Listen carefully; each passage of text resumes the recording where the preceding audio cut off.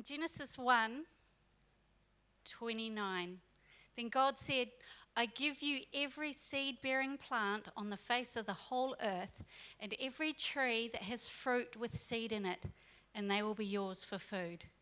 Hi, I'm Sarah O'Neill. You may have heard of me as Sarah the Gardener. I have been blessed enough to be able to do God Spots on the Rema network, on Radio Rema, Southern Star, things like that. So, but I'm a garden writer. I've written 3 books. I write for the New Zealand Herald. You may find me somewhere writing an article. It's due on the 15th. Anyone got any ideas would be good. I'm also a brand ambassador for Yates and Gardena. And I grow all of our vegetables. We have 36 raised beds. And so that's all of our gardening vegetable needs. So that's what I do. My passion and my interest is getting people to grow food, because the way I see it, there is a lack of knowledge surrounding something very essential to us, our food. The ability to grow it is a precious life skill that is lost to many. I believe there are 3 life skills that you really should know, whether you choose to do it or not. You should be able to boil an egg, sew on a button, and put a seed in the ground and get food. That knowledge is the difference between being healthy or hungry, because fortunes can change in an instant. So the thing is, the problem, the way I see it, it's threefold. Firstly, the way our food is presented to us these days with our busy lives is fast. More care is given to shelf life, supply chain, and profit than it is to nourishment and flavour. I know, I used to work in the industry that put the junk in the food. You don't want to go there, it's not pretty. Just a warehouse full of pallets and pallets of powders and chemicals and things that there was no green.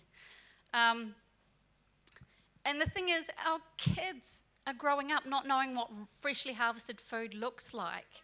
Dirt is dirty. They're more familiar with the processed stuff out of a packet or wrapped in plastic. And normal whole food ingredients are really hard to come by. I was trying to find dried kidney beans the other day and couldn't for love nor money. So the food that we eat looks far removed from the food of biblical times, and people are forgetting what real food is. Secondly, due to lifestyle choices, space restrictions, growing food is relegated to the status of a hobby. Back in the day, people grew food because they had to. Information was passed down through the generations, and now it's been cast aside and forgotten. People turn to the internet for this knowledge and are presented with things that are untrue or unnecessary. Watering with sugar won't make your strawberries sweeter, and you don't need to put cat food under your tomato plant. I've seen it all. I've seen it on the great big internet. It isn't supposed to be complicated. You don't need a fancy raised bed, and in most situations, the soil beneath your feet is good enough. Although it is pointed out in Matthew 13 in the parable of the sower that good soil produces a good crop. There's actually a lot of gardening advice in the Bible. It is a fabulous garden guide.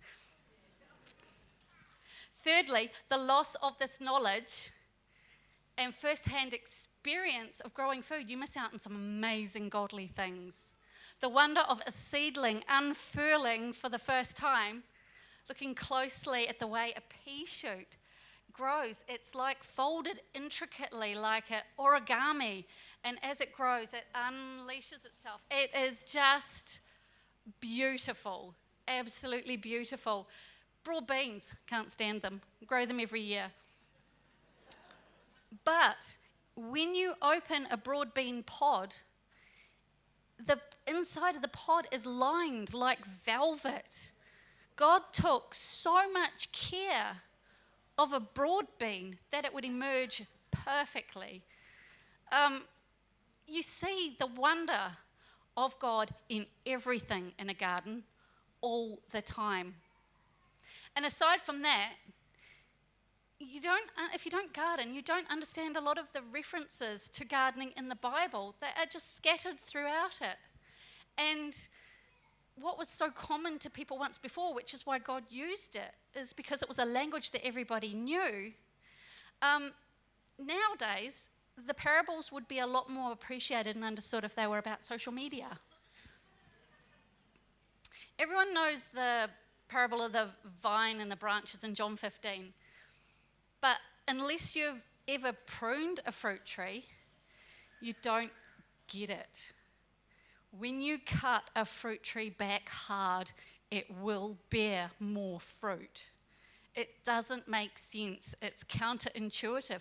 But once you've done that and you've seen it, then you understand on a deeper level what God was talking about. So gardening and faith are deeply entwined.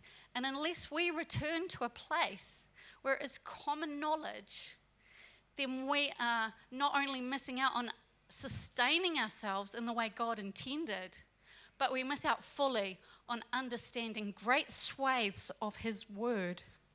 This is my job, and it's my mission to get people to grow food again.